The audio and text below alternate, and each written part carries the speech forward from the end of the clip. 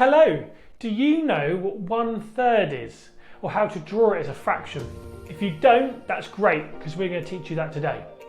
So, the easiest way to do this is to draw it in like a pie chart.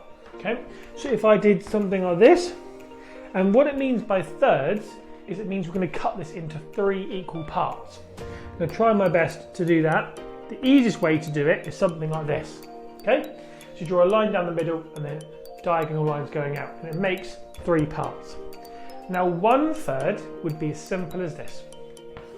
I'd colour in 1 part of this pizza or the pie, and that is why the top number is 1. And the bottom number would be 3 because there are 3 equal parts. So remember, when you're counting fractions, the top number is how many coloured in, and the bottom number is how many parts there are. In this case, that's 3. And that is what 1/3 equals. So it means when it's you only cut 1 out of the 3 pieces. So use the information, play the next game, and we'll see you in the next one. Bye!